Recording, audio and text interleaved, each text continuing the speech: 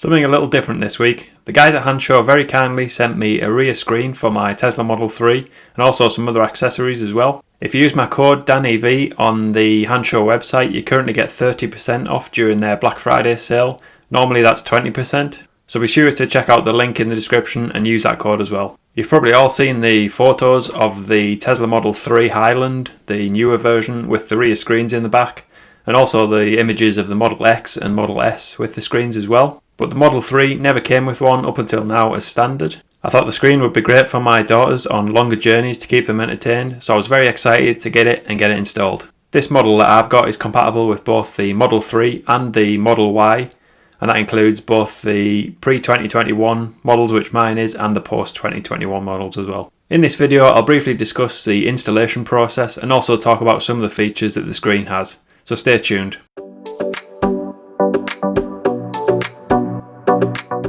I'm just going to show you the unboxing, what we've got inside. So the instruction manual there,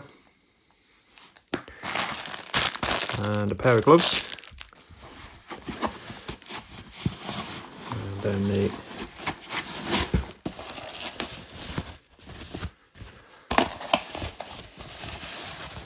screen itself, if I can get into it.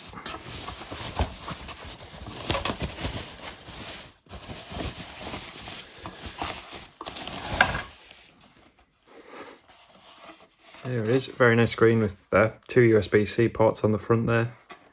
You've got the vents top and bottom to replace the existing vents at the back. If we look around the back, we've got the wiring and then the vents there, the channel for the vents to go through. Very nice looking screen. So I think you can get this one in either the black effect or the carbon fibre. I've got the black one. Also two speakers on the bottom there as well.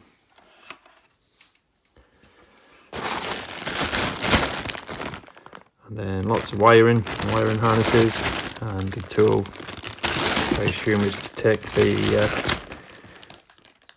existing panels out that are in there. So we're just here about to fit the screen in the Tesla Model 3. Are you looking forward to getting it fitted, Sophie? Yeah. Yeah? What do you think you're going to watch on it? Guess. Frozen? Gabby and Alex. Gabby and Alex. Oh, okay then. How did you not know that?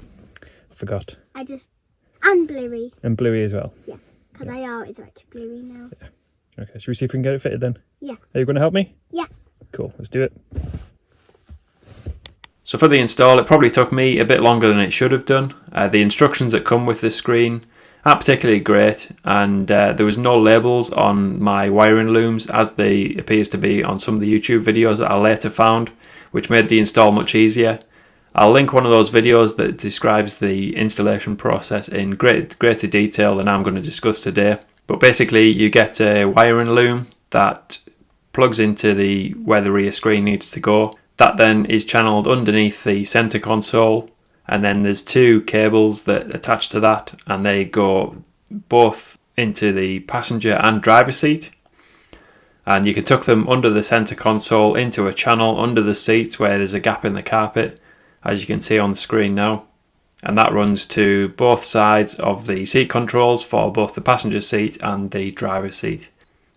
And the reason for this is because the screen can control both the passenger and driver seat from the back screen. Not sure exactly why you'd need to, unless you were in the back and you wanted more space if you were putting a big load in, for example.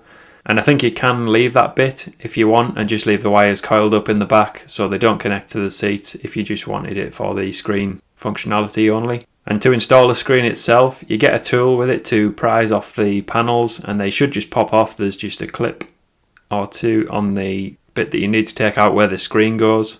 And then you need to remove the bottom section, which is on screen now. And then there's two screws which will allow you to move the middle section, and they should all just pop out once you've removed those screws. And that will expose all the wiring that you need to install a new screen, and they all have little jumpers on the loom, so you can plug that into where it needs to go to. So it's then just a case of plugging the existing cable into the new wiring loom and then running that under the seats, as I mentioned, into the driver's side and passenger side seats. Make sure you tuck the cables well away from the seat mechanism, going backwards and forwards so it doesn't catch on there. As I say, if you do this in the channel under the seats, it should be pretty relatively safe. There's not a massive amount of slack on the cables as well, so make sure you run them as quick a route as possible to where they need to go to. Once all the cables are plugged back in, you can then tuck the cables out the way and put the panels back on, and they just clip into place. Put the 2 screws in that you took out earlier on, and then pop the panels back on again, and the screen just clips in top and bottom, starting with the top. Make sure you press it in at the top first and then the bottom, and it fits in nice and snug. The screen itself has a number of useful controls, so you can control the airflow in the back, and despite only having small vents at the top and bottom of the screen, you can really feel the airflow coming out. You can also adjust the fan speed and the temperature for the rear vents, and you can also put the car in dog mode if you're in the back and the driver had left the car for whatever reason, and also camp modes available as well if you wanted to camp in your Tesla to save you having to go to the screen at the front. Your passengers at the back can also adjust the heated seats and turn them off using the button in the bottom left if you want to turn them all off, and also move the front seats backwards and forwards, and even open the glove box if you wanted to. I'm not sure I'll be telling my daughter about some of these features, but I'm sure she'll find out over time, although I'm not sure I want her opening these if possible. There's also a music player and a button to amend some of the screen settings as well. You also have a set of media options too, so you can connect to Disney, YouTube, TikTok or Netflix. So ideal if you want to watch a good YouTube channel on the go. And then one of the main features of the screen is that it can run Android Auto and Apple CarPlay, so you can connect via Bluetooth and run the usual apps via Apple CarPlay in my case. You can also mirror your phone to the screen as well, which I think will be really useful. Overall, I think this screen looks very OEM and will be a great little addition to my car, and I'm sure my daughters will love it. I also received a set of Tesla front and rear carbon fibre badges. These are moulded to fit the shape of the badges on the car currently, and I think they look great, as you can see from the clips on screen. They're very easy to fit. You get a wipe just to clean the badges, peel off the tape on the back of the badge, and then simply place it over the top of the existing badges. And I think that's a great little addition to the car, although it does make me want to get the rest of the car de-chromed as well now. I also received a screen protector, which is great for not showing fingerprints on the screen in the car, and also for protecting it from any knocks. And it also shows quite a lot less glare than the normal screen, so a great little addition as well. It's very easy to fit, and it comes with a step-by-step install guide, so very difficult to go wrong with it. The Tesla badges come in at £34 on the Hansshow website before the discount, and the screen protector £22, so well worth it if you want to add something different to the car and also protect the screen inside as well. As I said earlier, make sure you click on the Hansshow website linked in the description of this video and also on screen now. They have a massive range of Tesla accessories, everything you could need to upgrade your Tesla.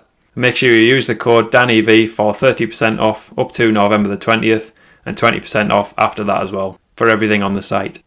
Thanks for watching, and I'll see you on the next one.